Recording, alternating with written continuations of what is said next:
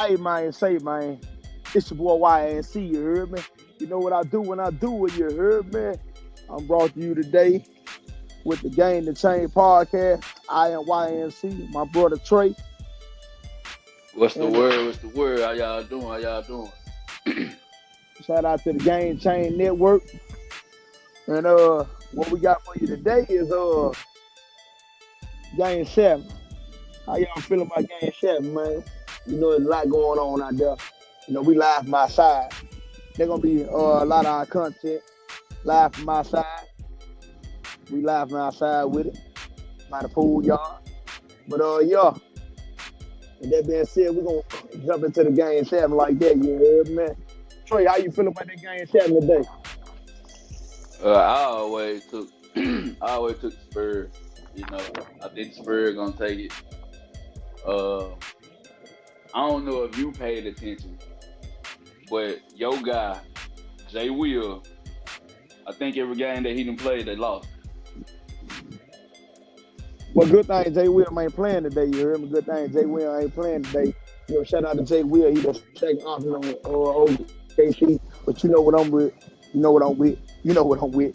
YNC rolling with. Club Shay Shay, you heard me? Club Shay Shay. Shout out to Club Shay Shay. We ride with. We rolling with. Club Shay Shay. That's what we doing. Chet Holmes gonna have to do a little better.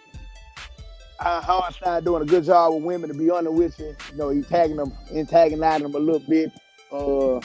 They actually roughing feathers with Castle right now. You know,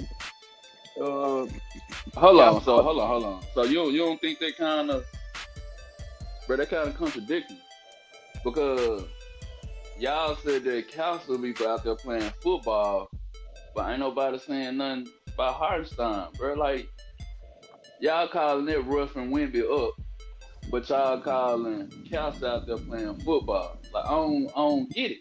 Like why can't the Spurs play like the Thunder? And why can't the referees just stay out of this shit? man, I think to be honest today, you know, I think it's gonna be a fair game. I think it's gonna be a fair game.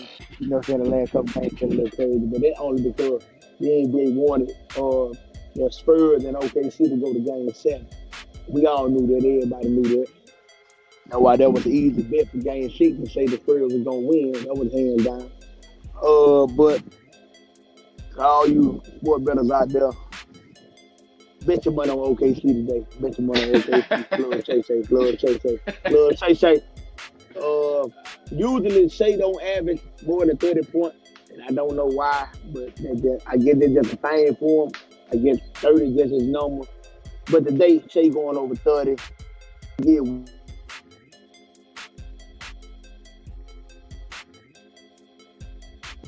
For sure, we get women by 20 and 12. Club Shay Shay by 30 and 8 assists.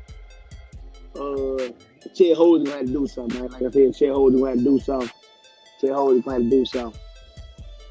Club Shay Shay, I know he got it in him. I know he ready. I love the Spurs organization also. So shout out to the Spurs. But just seeing what Club Shay Shay had with it and knowing what he gonna do, what he has done. 2-time MVP, won the ring last year. He already said in the podcast a little while ago that he wasn't actually happy with the ring because Tyrese Halliburton got hurt last year. So I know he's gonna come out and prove himself again this year to make sure all the doubters are proven wrong with it. You know what I'm saying? He's solidified. He's a certified champion. He's solidified. So yeah, New York Knicks ain't got no chance. OKC and Game 5. I'm gonna get a Knicks a great deal. I'm gonna give them one game. But really, I want to say Game 4. But Club Shay Shay, we going all the way. Man, hey, my question, hey, if that man ain't averaging 15 free throws, he ain't getting 30. So it really gonna depend on the referees, bro. Like, I hate to cut you off, my boy. I don't like when people do Club Shay Shay like that. I don't like when people do Club Shay Shay like that. Club Shay Shay, you must ain't been looking at the game, because in the regular season, they proved that Club Shay Shay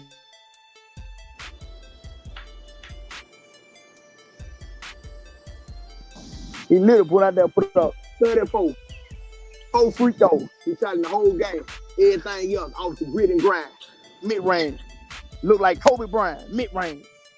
He got 4 free throws. That was it. That was all. Everything else, 34 points. 4 points from the free throw line. Everything else on the grit and grind. Club Shay Shay can do it from anywhere on the court. He can do it from anywhere on the court. Club Shay Shay. All right, so I mean, I don't know if you noticed, but this whole playoff, Shay ain't really been. He ain't been getting 30, cuz. Like Shay ain't been averaging 30. Okay, man. Like even when they played the Lakers, he didn't have 30 number one time. That was game 4.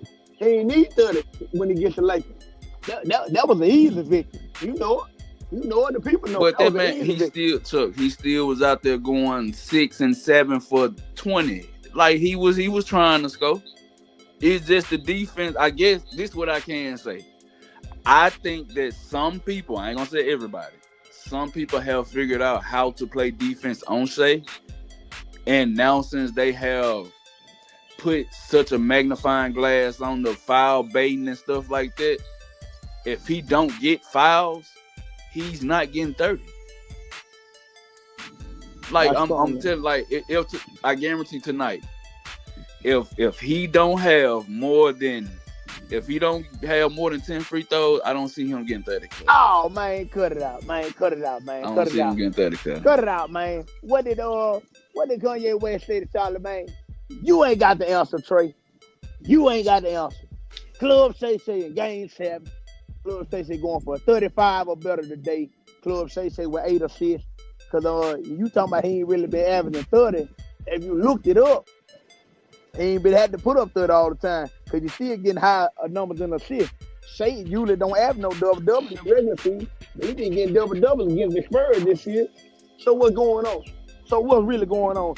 And with De'Aaron Fox questionable right now, that's a problem for the Spurs because we seen with game 1 and game 2 with De'Aaron Fox out of the game, Castle looked like Russell Westbrook from OKC in the beginning, early on in his career. Turnover. Let me get that out. Turnover. Let me get that from you. Turnover. So hold on. So we ain't gonna. You know the series tied, right? 3-3. You know that, right? So what I'm saying, like what have OKC been doing to lose the game? I mean, you know they got a guy named Wimmy out there.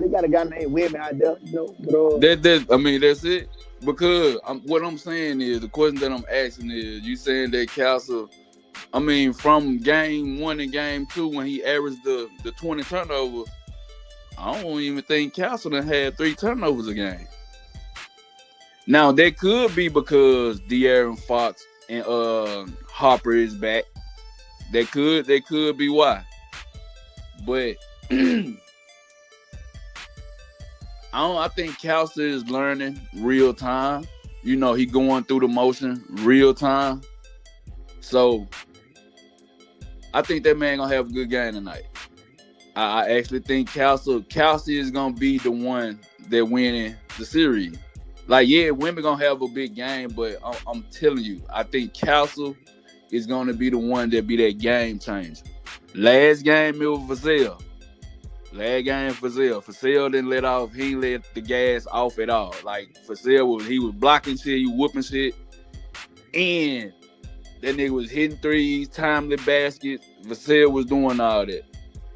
So I really think that I think it's Castle game. It gotta be his game. We ain't really seen a big game from Castle, and like I said, I think he learning real time. I think he gonna have a big game tonight. What's up out there? Big Man TV, what's up, man? What's up? What's going on? Trey think that the Spurs are gonna take game 7. YNC say OKC gonna take game 7. He say the alien. I say young Kobe. Mid-range game. Deadly. Mid-range game. Deadly. We going to the middle.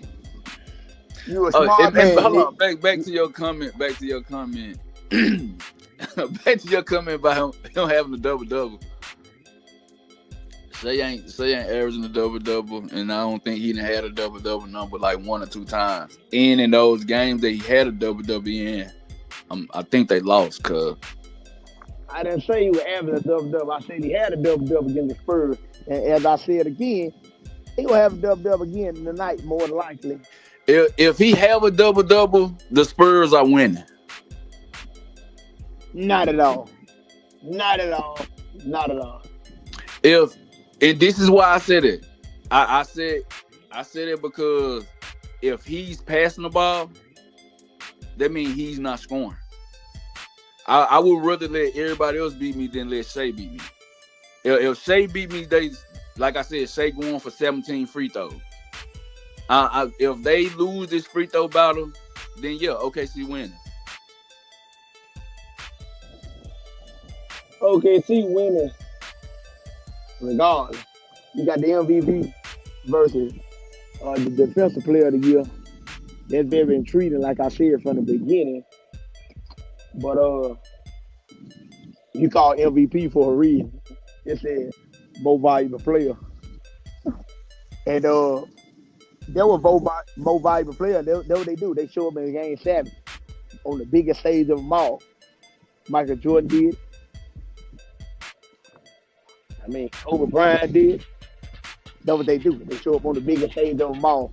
That's what the MVP you do. know you lied, cuz. You lied. You know that, right? That's what MVPs do. They show up on the biggest stage of them all. If he lose this shit, you know you lied. You comparing that man to MJ and Kobe, bro. I ain't comparing MJ and Kobe. I said that what MVPs do. They show up on the grand stage of them all. Kevin Durant did. It's Shea time to do it. And actually, Shea already proven that he can do it. He did it last year. So, he already proven that he can do it. All he got to do it one more time. Because we know the New York Knicks season ain't going to no game 7. Yeah. They're not even close. Man, that's what I can say. I can say whoever come out there west, that's who I'm going for the championship. I don't think the Knicks got a chance. Like, so we know it. So we know the Spurs or OKC isn't going back to game 7. They're gonna be the only game 7. All you gotta do is get through the hump. And with that being said, why OKC gonna be at the house? They got home court advantage. And Club Shay, you know, you like to show out at home. Club Shay, you know, you like to show out at home. he like to show out at home. What happened game 1, Chuck? Man, game 1 was a snooze. Let's be honest. Game 1 was a snooze. 17 free throws. The refs would help. Like, come on, we both can make excuses, nigga. All in all, little Shay gonna take it home, and Shay gonna show why he's the MVP of this year too, because they're gonna be very intriguing to even see him win a game 7 against a top competitor like the Spurs without your second option on the team. And I was just about to say that. I'm glad that you said that. No, my bad for cutting you off. If they win this series, do you bring J-Dub back? I would, because I mean, he did his thing in the playoff before he got hurt. True enough. So he deserved the recognition of playing in the last 4 games, last 4 to 5 games. Like I said, I'm gonna get a Knicks a great period of 1 game. So he get the privilege of playing in the 4 to 5 games series against the Knicks. But I wish he would have played this year, because they gonna need him out there. But like I said, with Jay Will, women get better looks on the court with Jay Will than he do with Shea. I feel. I strongly still believe that Jay Will help women game. Not women. Chet Holden. He helped Chet Holden game out a lot. He helped Chet Holden get to better spots and get better shot percentage than Shea do. But all in all, Chet Holden is going to have to be a dog tonight. That's just what it's going to come down to. He's going to have to be a dog, because letting Vassell block your ball, that shouldn't even happen last game, in game 6. He should have been dunked on, hands down. He should have been posterized. We should have seen him on ESPN in the morning. Hey, if you're a betting man, I'm taking Chet fantasy under. Um, but I don't think, like I said, every time, like ever since y'all done brung J Dub back, every game that y'all done brung him back, y'all done lost. I don't, and now that's not saying that he's not a good player, or that's not, I'm not saying that it makes the Thunders worse. What I'm saying is the camaraderie, the togetherness the chemistry that they didn't build without J Dub, they play better. Yeah, J Dub will come out there and give you 15, shooting 5 for 15. That's taking 10 shots from other guys who've been on fire. So I don't think bringing him back is a good thing, especially if he's gonna be on minute restriction, especially if he can only play so much. Like he's not somebody who who can just come in, catch fire, and he's not one of those players, bro. He's a role player. He's a number 2. So, like, with that hamstring that he got messed up, like, it's best for him to just sit it out. The team is playing good. It ain't like they playing bad. They playing good. And the people that, like, AJ Mitchell or not, like, the people who's coming in, they're playing good. Don't take shots from them guys and they already in a rhythm to try to get somebody who's 60-70% trying to get them in the rhythm. Like, you taking away from your team now. So that's why I said I would just sit him down. If he's not 100%, bro, to where they can go out and shoot around in the gym and stuff, and he can get some type of camaraderie chemistry with that team, because you can tell on the court when they play, like, it's really none. Because he haven't been playing. They just, if he healthy, he's just getting thrown in the lineup. I don't really think, you know what I'm saying? I don't think that's good for the team, because you're taking away that momentum from them role players who was coming in playing good. Case and Wallace, all them, like, they're playing good. Lead them people they minutes, man. Sit Jay Will ass down and go from there, bro. I wanna shout out Production. I appreciate you posting that picture up there for me. Okay, as you can see, OKC won the first time. The Spurs won the second time.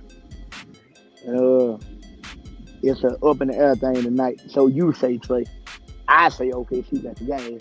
But you say it's an up in the air thing tonight. Well, you don't really say it's up in the air. You said the Spurs winning. So, like I said, if you look at the picture from Production, you got OKC won in 2012. You got the Spurs took it in 2014. Okay, 2026, OKC is back at the house. OKC is back at the house. But what you smiling for? What, you feeling good or something? OKC is back at the house. Man, hey, I hope Jay will play. I'm not surprised if Shea don't go off for 50 today. Make a statement on the Spurs and let them know. The only way he would go off for 50, bro, he would need 15 free throws, cuz. The Spurs beat OKC in the regular season 3-1. Okay, in the NBA playoffs, they are 3-2. It come down to one game. The regular season is out of the picture. You beat us in the come down to the ref, cuz. It come down to one game. You beat them in the regular season 3-1. In the playoff, we 3-3. It just come down to one game. If Shea have more than 4 free throws in the first quarter, cuz the Spurs lose. The Spurs losing no matter what. The Spurs losing if Shea don't take no free throws. If Shea get 50 points off grit and grind with no free throws, they lose. If Shea go out there and get free throws, they lose. It's an understatement. OKC is winning the NBA finals. Hey, you know what? You a bet, man. You about to go put your money on OKC, huh? My money going on OKC today. Every time I done told you what I tell you, I said, bro, go bet the opposite of what you thinking, cuz.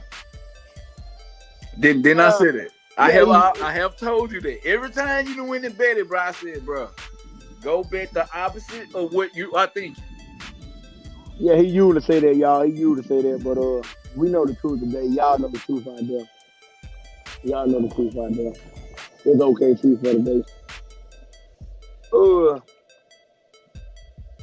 I think I want to share some insight on the game breakdown. I want to say OKC gonna win 21. I want to say OKC gonna win the first half. For all you bettors out there, I want to say that the Spurs is a chance they might win the third quarter, and OKC gonna go ahead and close it out. So OKC to win the first quarter, OKC to win the first half, and Spurs to win the third quarter, and OKC go ahead and close them out in the fourth. You know who normally wins the third quarter wins the game, right? Not typically, because if you notice, How is that not typical, bro? Like, Chuck, come on, I'm, man.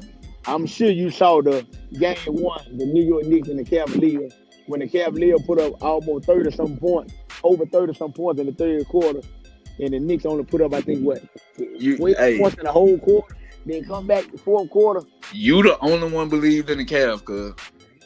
Yeah, I did. I truly did. I truly did. You the only one believed in the Cavs, cuz. Well, I'm saying, look, hold on, hear me out. Look at them Golden State Warriors when they be losing at halftime. What people say, they come out and win the third quarter. I mean, just that's any game. That's any basketball game. Whoever come out and win the third quarter, bruh, a team that making a fucking 30-point comeback, money, that ain't happening every day. So let's stop happening. Like, let's just stop talking right now. Let's go in. There comes like right now. Like there was just some shit that's going to happen. Percentage. I'm going off percentages. If you was to look at basketball percentages, whoever win the third quarter, 9 times out of 10 wins the game. You just said the Spurs was going to win the third quarter. Normally, that third quarter momentum carries to the fourth quarter. So you really think that if they do got a 15, 20-point lead, whatever lead that they got in the third quarter with the momentum, you think they're going to blow that shit? Like I said, OKC win the first quarter, they win the first half. Spurs win the third quarter, OKC take them out of their misery in the fourth. That's how I see that's going. I want to say this before we switch topics. I want to say this. Who do you feel, Trey, had the best series so far in the NBA playoffs? What you mean, serious? Like you talking about like individual player? No, not individual player, as in a team organization. Who do you feel has the best series so far? Me, I gotta go with the Magic and Detroit Pistons. That series was phenomenal. Shout out to Cade Cunningham and shout out to Pablo Banchero. Yeah, I'm going with that series too. Like I think they actually played defense. They actually that game 7 was that was a real game 7. Like you can tell that they wanted to win. That game there went to the core. And a lot of their game went to overtime with the Magic and Detroit Pistons. And for number 8 seed to take a number 1 seed all the way to game 7 in the way that they did, that was real good. That was phenomenal. Yeah, wasn't nobody expecting the Magic to do nothing like that. So, I mean, if I'm the Magics, what you doing this off season? Like what you think? What you thinking? Like what should they be doing this off season if you the Magics? It's hard to say because actually, to be honest, but first and foremost, I want to say Franz Wagner need to get more healthy. I think we'll focus strong on getting them healthy for the next series because had Franz Wagner been at 100%, I truly think that the Magic would have put out the Detroit Pistons with Franz Wagner at 100% because what Pablo did alone by himself in Game 7 was phenomenal, and it was phenomenal. And I think he did not have a push from Desmond Bain in Game 7. Desmond Bain was a no show in Game 7. That was bad. But Frank Wagner is his second option. Desmond Bain is his third option. So Desmond Bain has been showing up. Well, you got all these moving pieces this offseason, man, and you feel like Desmond Bain didn't do his part. Can you see them moving Desmond Bain? Nah, I wouldn't move Desmond Bain. Like I said, Desmond Okay, Bain. he's on a max contract. He did great. He did great in the playoffs. I only said he did good. He didn't show up Game 6 and 7. But for the most part, the rest of the game, he did real good in the playoffs. So I don't see them moving him. I just think we need to work on him being more consistent in the big moment. But like I said, had Frank Wagner been healthier, I think that there would have been another way. And shout out to Duncan Robinson. Duncan Robinson knocked down some big shots in that series. He hit some big shots in that series. And sometimes, when you got a shooter like that, what you can do is they're going to shoot. They're just going to shoot. Man, nigga, play defense, not a ball. Don't let them catch it. You can't say that because, okay, you saw Klay Thompson. They be right up with Klay Thompson.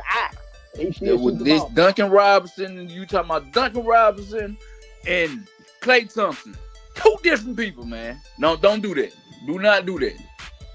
A shooter shoot. That's their job. Nigga, we talking about cinnamon toast crunch to cornflakes. Nigga, stop.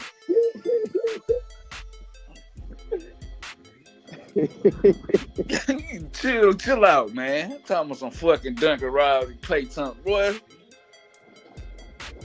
So what I'm saying is, if anything, I would want Duncan Robinson to catch the ball and put it on the floor. Klay Thompson don't give a fuck if you in his face, wherever he at on the floor. When he went for that 60, like, bruh, he didn't give a fuck. He was just shooting that bitch. Duncan Robinson ain't doing that, man. Okay. Well, shout out to Duncan Robinson. He made some big boy shots in that series.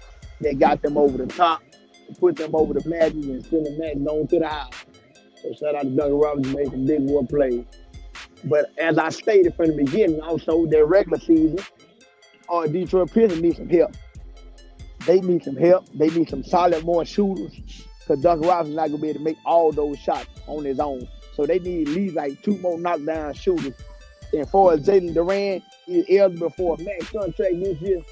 If you get a 5-year, $275 million, I don't think he's getting it. I'm beyond me personally. I don't care. They talking about Young.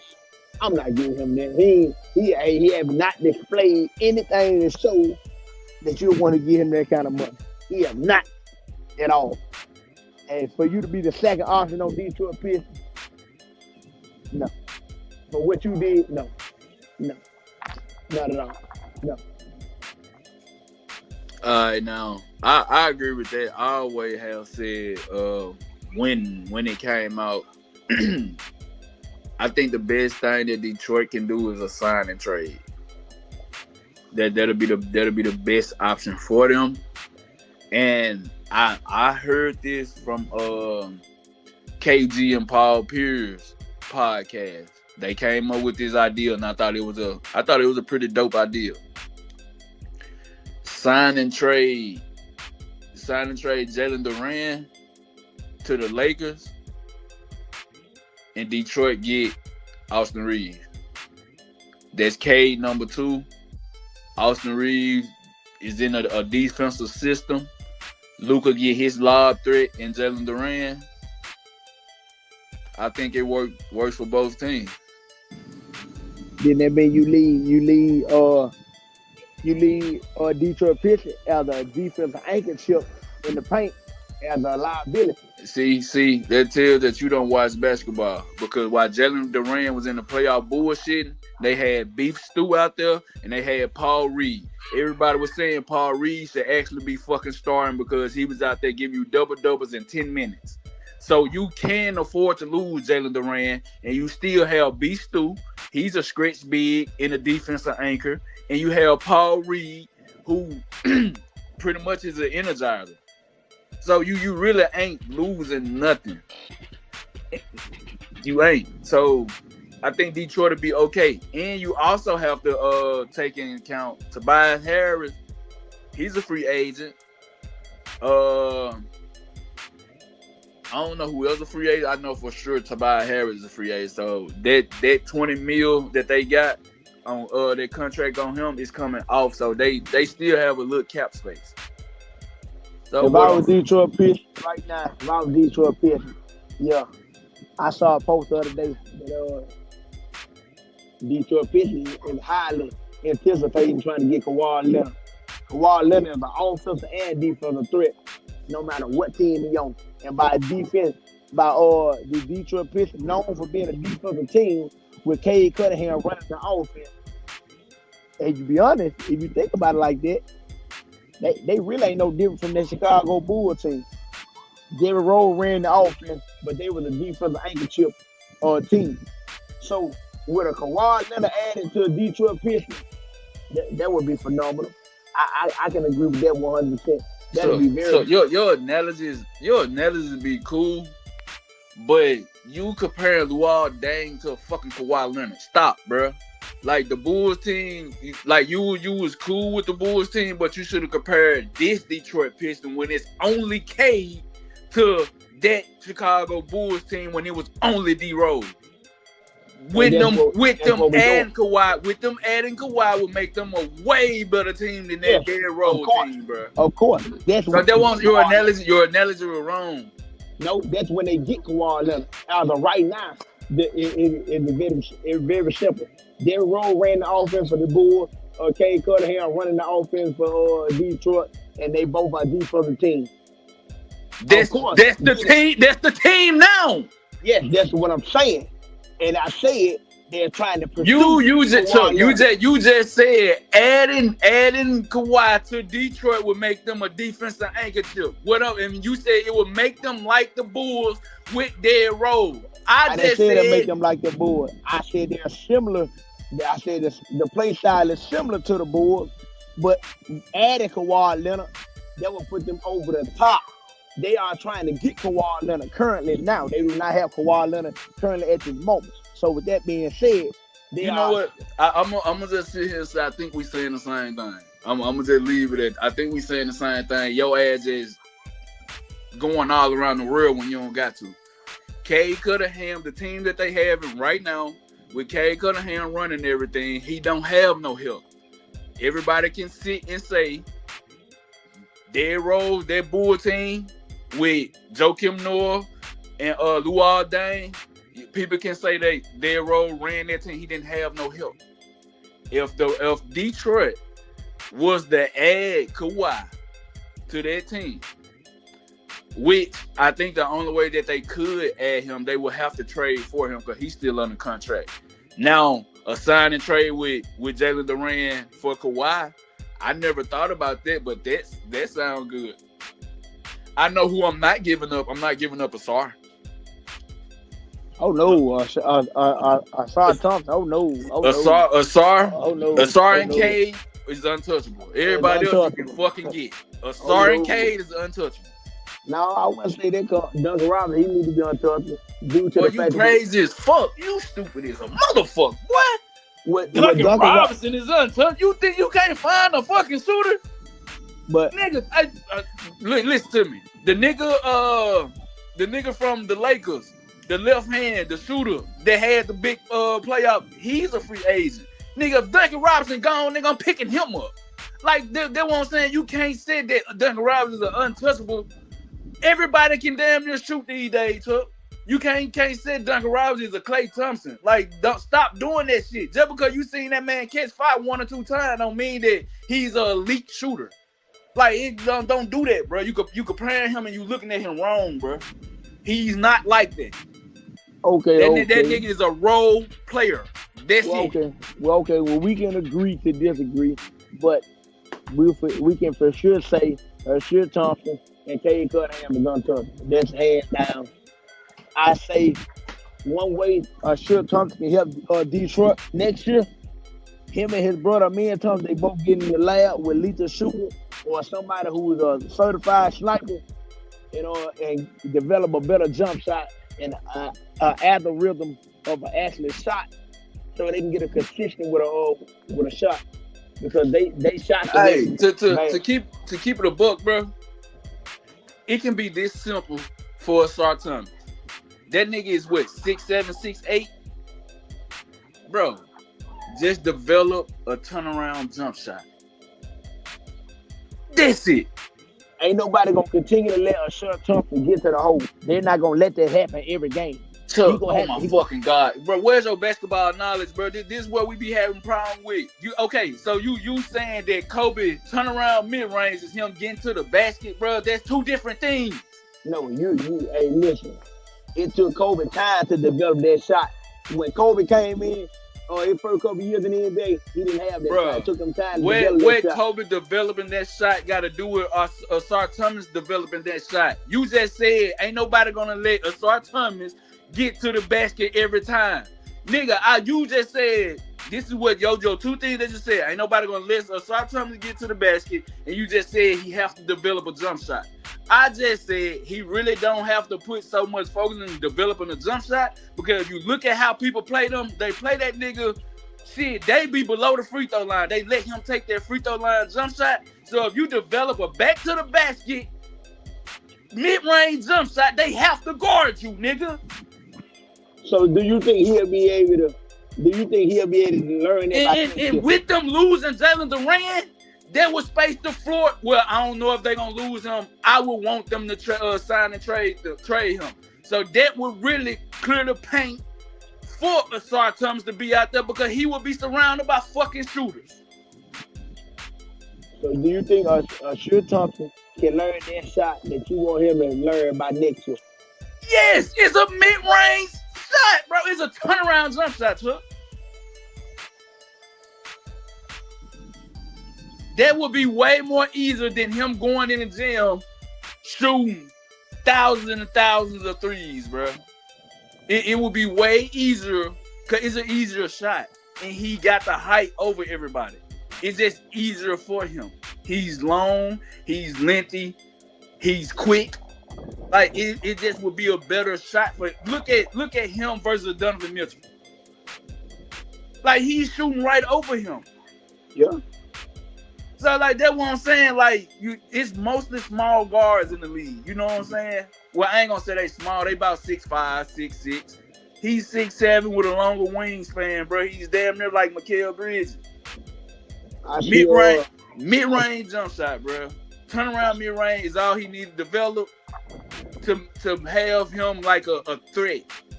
Actually, if they can get him to average about 12 points, bro, that's good for him. Cause he get you 2 steals, 1 block. So he gonna get you them extra possessions. He'll get you 5 assists, 6 assists. He gonna get you 9 rebounds. But that's 12, 9, and 5. With 2 steals, 1 block. Like, that's okay for him. We ain't asking him to be a number 2 or a number 3. We need him to be a defensive player. So a defensive player averaging over 10 points, nigga, that is good in the NBA, bro. So we ain't looking for a star to be no fucking all-star. That's what you got Cade for. We ain't looking for him to be no offensive threat. We don't want him to be no offensive liability. It's a difference. We don't want him to be an offensive threat. We just don't want him to be an offensive liability. Okay, I see Nick Madden TV. He said Kawhi Leonard basically be on the bench resting. He basically said that he's just like at this point in his career, he's just like an Anthony Davis.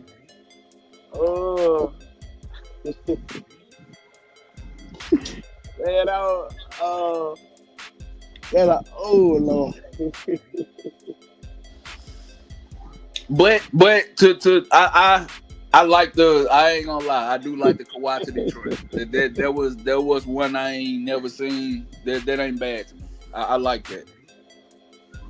I just feel like it'll solidify Detroit a lot, because that takes the ball out of Cade's hands sometimes. Because Cade can never really play off the ball, because nobody on his team can handle the ball long enough for him to actually do back kicks, set screens, or run around and catch a jump and shoot a shot like Steph. Because Cade can shoot, but you don't see that ability from Cade a lot, because Ain't nobody handling the ball long enough for him to do anything here besides to handle the ball. And with Kawhi Leonard add to the team, like I said, Kawhi can handle the ball. Kawhi can dribble. Kawhi can post up. Kawhi can shoot three. Kawhi can go to the midi. Kawhi can do everything that you want a superstar to do because he is a superstar. So that gives Cade Cunningham way more time to do other stuff on the basketball court. All right, so Nick, man, from where I heard KG and Paul Pierce on their podcast was Jalen Duran signed and trade with the Lakers for Austin Reeves. They feel like it's a good fit. Well, I feel like it's a good fit because Austin Reeves is a number 2.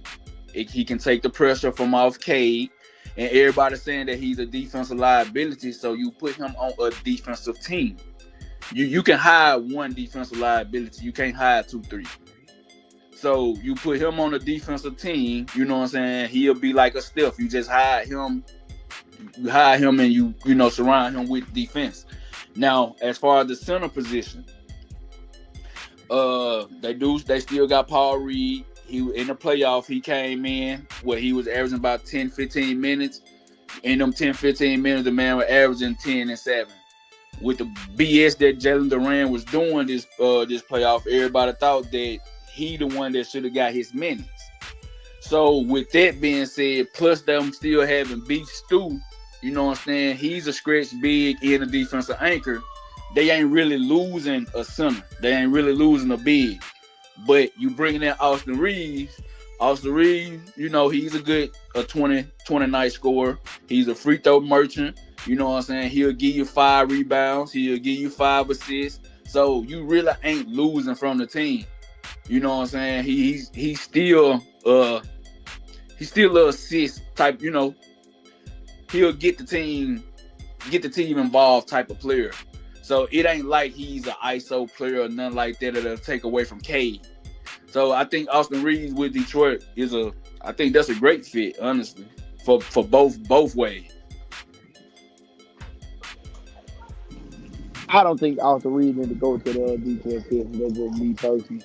I like Austin Reeves on the Lakers. You know, he well, I ain't gonna sound like him on the Lakers. I'm gonna be honest. I don't really like him on the Lakers no more either. Because like I said, Luka. So where do you like Austin Reeves? Luka, like as I stated, Luka is a liability on defense also. So you got your backcourt is a liability on defense. That's very terrible, to be honest with you. And yeah, I like the way that Trey stated. You can hire one defensive liability, but you can't hire 2 or 3. So that's accurate. So what I'm asking, what you don't like about Austin Reeves in Detroit? I just think of some bullshit real quick. Go ahead. I just think, man. Or we still playing 2K. You want to see Jaylen Brown in Detroit? No, not at all. Jaylen Brown, shout out to Boston. That's my team. Jaylen Brown, not Jaylen Brown. Not Jaylen Brown. My bad. You want to see Ja Morant in Detroit? Not at all. Not even close. Ja Morant needs to be around. I got it. You want to see AD in Detroit? No, not at all. Anthony Davis need to retire. So that's what I'm saying. Like, come on, man. Cade need a number 2. He don't need a number 1. He need a number 2. Yeah, he need a Kawhi Leonard, somebody who can help him on both ends of the ball. And arguably, Kawhi's still a number 1. Yes, Kawhi is a number 1. That's hands down. But Kawhi know how to play his position because he played under Tim Duncan, Tony Parker, and Manu Ginobili. So he's willing to take the back seat and do the. So that was before the championship, cuz before he was the championship in Toronto. That before that, every other team that this man went to, he have been the number 1 option. Yes, you think that man about to go anywhere and take a back seat, bro? With the age difference of the Cade and Kawhi Leonard, I'm pretty sure he wouldn't mind being a second option to Cade Cunningham. And I'm just going off speculation of what people say about Kawhi. This man didn't sign because he wanted a motherfucker to pay for his Uncle Jet and all this weird shit. You think he's willing to take a fucking back seat? That's the only way.